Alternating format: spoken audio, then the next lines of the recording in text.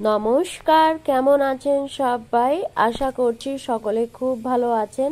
আমি অনিমা মল্লিক, আর আপনারা দেখছেন বেঙ্গলি ফুড উইথ অনিমা। মাছের নানান রকমের রেসিপি প্রতিদিন আমরা নিজেদের বাড়িতে বানিয়ে থাকি। একই রকমের মাছের রেসিপি খেতে খেতে যদি ভালো না লাগে, তাহলে অবশ্যই একবার এই ভিডিওটা প্রথম থেকে শেষ পর্যন্ত দেখার অনুরোধ রইল। আর ভিডিওটা যদি ভালো লাগে তাহলে অবশ্যই আমাকে কমেন্টের মাধ্যমে জানিও। লাইক, শেয়ার এন্ড সাবস্ক্রাইব করো। আর বেশি দেরি না করে চলুন ভিডিওটা শুরু করি। এই রেসিপিটা করার জন্য এখানে আমি নিয়ে নিয়েছি রুই মাছ। বড় রুই মাছের আমি এখানে 3টে পিস নিয়েছি। প্রথমে আমি মাছগুলিকে লবণ হলুদ মেখে নেব। এই রেসিপিটা আপনারা চাইলে কাতলা মাছ দিয়েও করতে পারেন।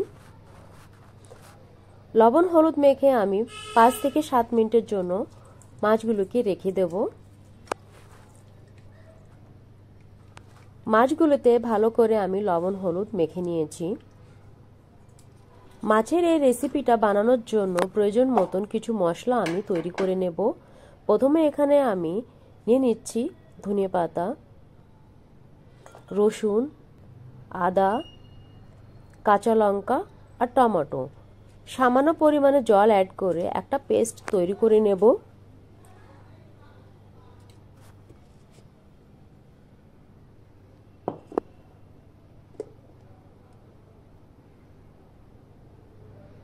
আর বানিয়ে নেব গুঁড়ো মশলার একটা পেস্ট। গুঁড়ো মশলাতে আমি নিয়ে নিচ্ছি এখানে হলুদ, লবণ, জিরে পাউডার আর ধনে পাউডার। সামান্য পরিমাণে জল অ্যাড করে একটা পেস্ট আমি এখানে তৈরি করে নেব।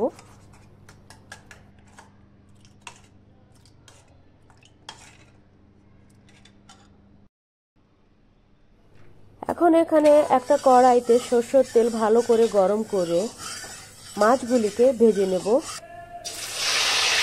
এপিঠ ওপিঠ লাল লাল করে ভেজে নেব।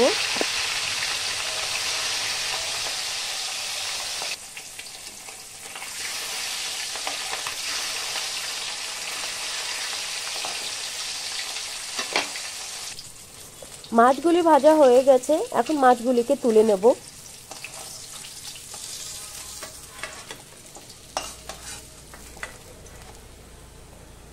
এখন মাছ ভাজা তেলের ভেতরে ফোড়নে এখানে দিয়ে দেবো আমি তেজপাতা আর জিরে।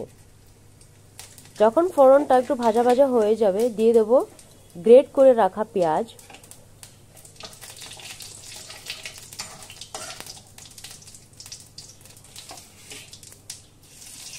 পেঁয়াজ আমি ভালো করে প্রথমে ভেজে নেব।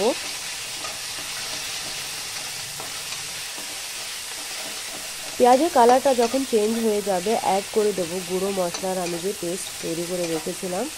এখন ভালো করে মশলা অ্যাড করে কষিয়ে নেব। মশলাটা কষানো হয়ে গেলে অ্যাড করে দেব ধনিয়ার যে পেস্ট আমি করে রেখেছিলাম।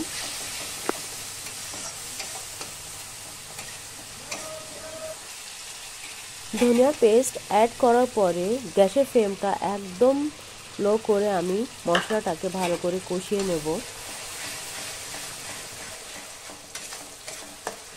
গ্যাসের ফ্লেম একদম লো করে আমি মশলাটাকে 5 থেকে 7 মিনিটের জন্য কষিয়ে নেব। যখন মশলার গা থেকে তেলটা আলাদা হয়ে যাবে ঠিক এরকম ভাবে, তখন আমি অ্যাড করে দেব সামান্য পরিমাণে জল।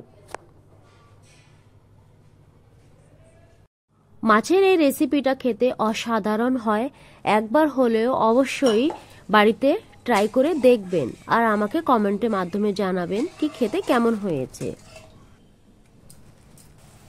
জল অ্যাড করার পরে যখন ঝোলটা ফুটে উঠবে, অ্যাড করে দেব ভেজে রাখা মাছ অ্যাড করে আবার সব কিছুকে ভালো করে মিক্স করে ঢেকে রেখে দেব 10 মিনিটের জন্য।